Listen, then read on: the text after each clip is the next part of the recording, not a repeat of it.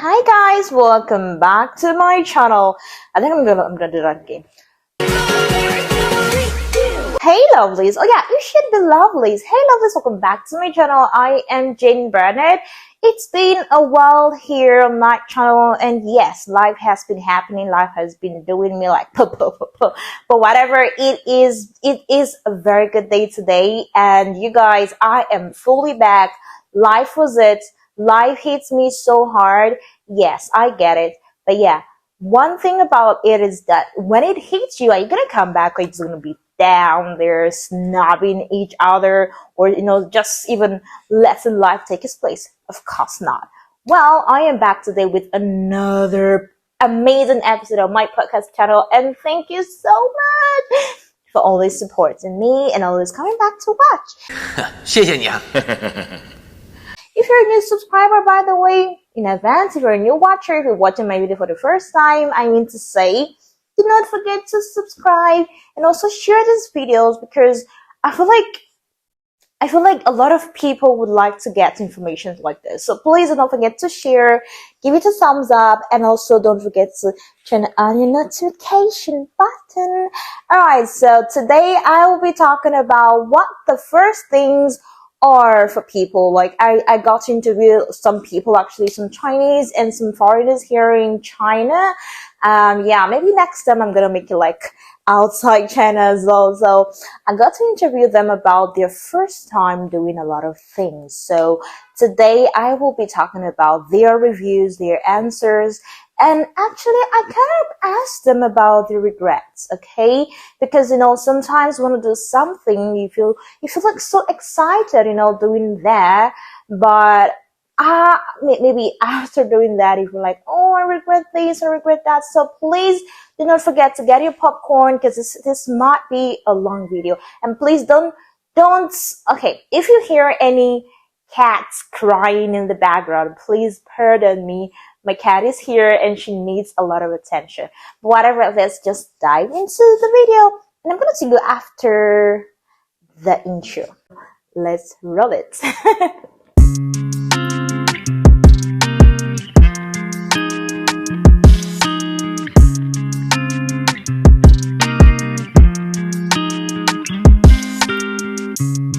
Okay guys, so welcome back to this episode on my video. If you're watching from YouTube, okay, I said that already. If you're watching from TikTok, Instagram, WeChat, and Facebook, and maybe wherever you're watching this from, please don't forget to subscribe if you're not subscribed yet, and get your popcorn, because we are gonna be needing it in this video, actually. So, today I'm actually filming in my house. I have been working nonstop for about 3 weeks after my travel. I've been working nonstop, and I got to do some registration somewhere else, and a lot of things, and life happened. Oh my gosh! Anyway, that's not a topic for today. But if you want to listen, you can give me it can tickle me, so I could tell you some stories.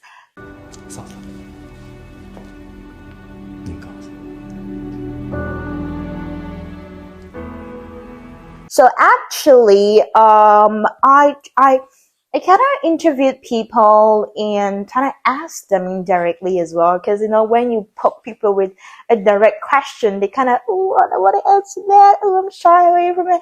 No, so I kind of asked them indirectly. So I'm not gonna call their names or where they are in China, but they are in some cities and some provinces in China. So because of identity, disclosure, whatever it's called, I'm not going to call their names, but I'm just going to say a lady, a man, a young man, his age, her age, whatever. So yeah, that's my cat. Hi baby, come here.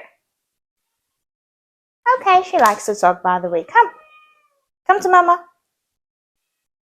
All right, whatever. So the first person I interviewed about her first time in Beijing, like in China, because I'm saying Beijing because I landed from Beijing. I landed in Beijing, and I got to Jinan from Beijing. So, she also did the same thing, but not just the same time. You get it? So, I was like, what was your first impression about China? Like, when was the first time in China? In this case, her first time was 2018, and um, I came in 2019, by the way, so it's my fourth year in China, and her response was kind of similar to mine, because we're from Africa, and you know, the whole, the Asian and the African cultural difference hits every one of us. At least for me, immediately we got to China, like the starings, the what would a lot of things. So her first time in China wasn't so pleasant, and she was like the staring, and the fact that you want to need some help, and if it's maybe back home or some countries, you might see someone willingly to help you, willing to help you, English. And she was like, she didn't see something like that everyone was just staring, everyone was just minding their business. So that was her first impression about China, that people don't really care. But I'm like, I don't think that's the case. I mean, yeah, obviously, I kind of feel like that sometimes anyways, but I don't think that's the whole case. But yeah, but whatever. That is her first impression, and that was her first, interaction with the Chinese people in China. So her first. So I kind of asked another person, this in this case, a male, I think I also made a podcast about it when I interviewed three men, that just finished a PhD. They are Roland, Colin, and Brother Devil. So, they was like, okay, I interviewed them about PhD. It's the first time PhD, obviously. Hopefully it's the last time, so they can get better jobs and all of that. But yeah, they were like, my first time doing PhD in a country like China. I kind of think, or maybe PhD in economics, let me be precise. I kind of think, they kind of think in this way right now, because they're giving me replies. They kind of think they would have just done it earlier on in their life. Maybe their not primary school, obviously, their bachelor's or master's. So their first time doing PhD in economics was not what they thought they could get, or what they thought they want to get, or something like that. So they were like, no problem. But the fact that they didn't do that earlier on was kind of hard for them, stuff like that. So I was like, okay, you may be right. Actually, they may be right, because when you don't know about something before you go into it, you might be feeling like kind of new or amateur about that. But I kind of tend to understand what they mean. So the first time doing PhD as well was like, they started 4 years ago. They were here in 2019, just like me. I just finished my bachelor's in teaching Chinese to speakers of other languages, blah, blah, blah, blah, blah. And yeah, that was their first time as well. So, but they gave a 50% answer. There was like, it wasn't so bad, but they just wished they did it earlier. So that was it. So I interviewed another lady. She's currently in Zhejiang province. Her name is blah, blah, blah, and she's 29 this year. Okay, so I interviewed her about her first time being a worker in China. Like, how did you get to switch from student visa to like a work visa, and you'll see yourself working now and not studying, not being under the school authority and all of that. So she was like, at first it was kind of strange, because here in school we are told what to do by our school, our university, the authority like give us some stuff to do, stuff. That's my cat. Oh my gosh. okay, some stuff to do, and her working and her knowing that, okay, now I'm on my own. I just have to wake up in the morning when it's morning classes or morning work time to go work, and I just have to do my things myself. No one to remind me like the school used to do for her. She was like, she felt the adulthood increasing, rising up in her. And I'm like, okay, how did it feel though? Just give me a glimpse of how it felt. So, she was like, it felt amazing, although crazy at first, but yeah, she feels very good now, and that is more like one of her biggest choice and her most important choice she had taken so far. So I think, yeah, moving from student visa here in China may not be so easy. That's a video for another day. So if you want me to actually talk about anything or interview someone about anything you would like to know about China, please let me know in the comment section, or you can drop an email or a message on Instagram, actually on TikTok. Okay. Recently I'm new in TikTok, so I'm still kind of like I'm still kind of like know how it's done over there. Don't forget to subscribe, turn on the notification button and the like button. And but yeah, she talked about it being amazing and it being a bit weird at first, trying to make sure you wake up by your own time, no reminder for you, stuff like that. So I interviewed another man. This is a man. Okay, this is a man.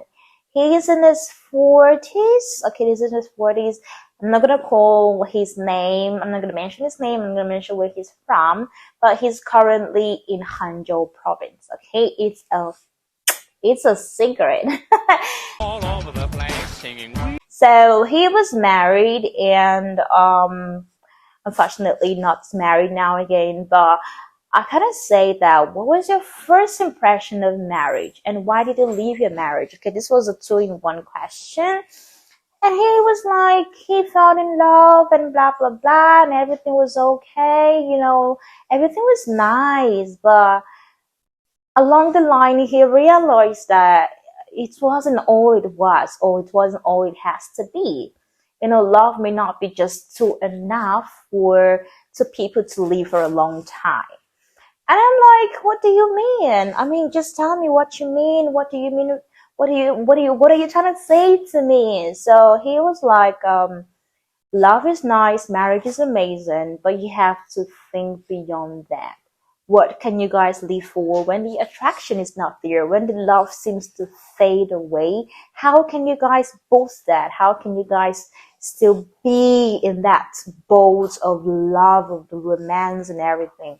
So yeah, he was like, his first time getting married was amazing.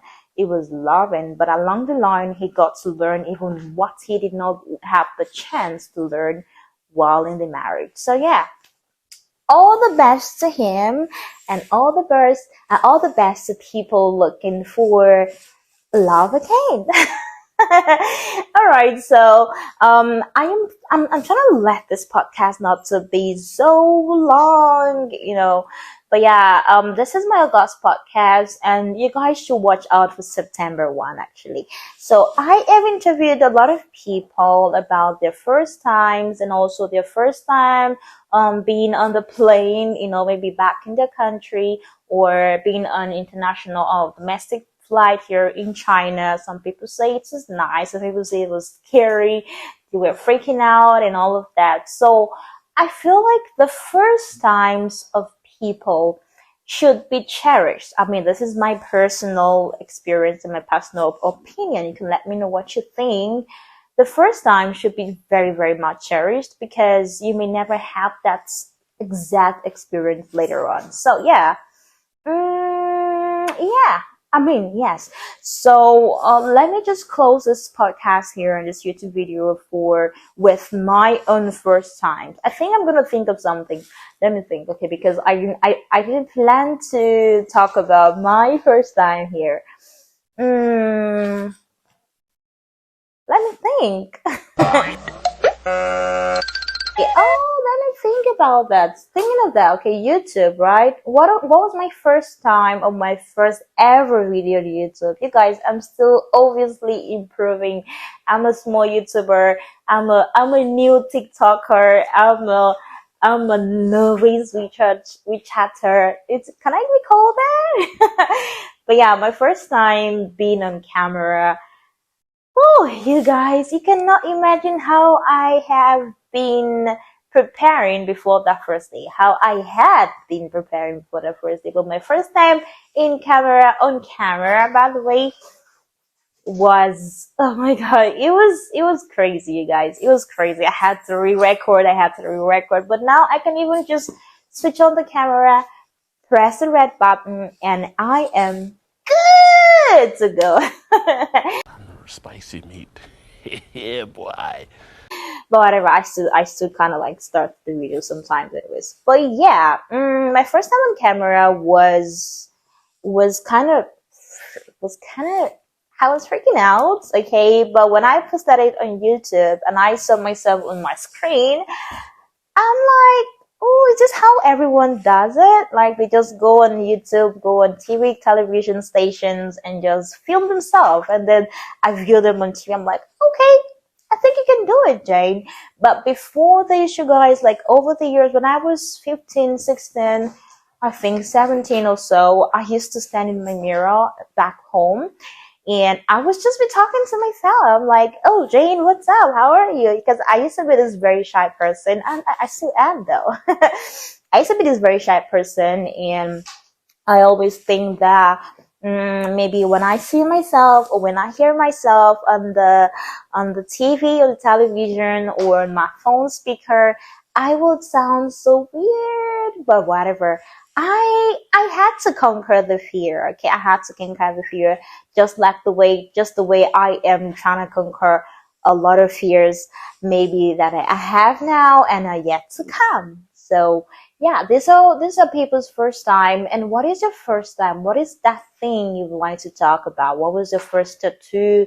What was your first? I mean, okay, this is my first nose ring. Okay, maybe the last, obviously.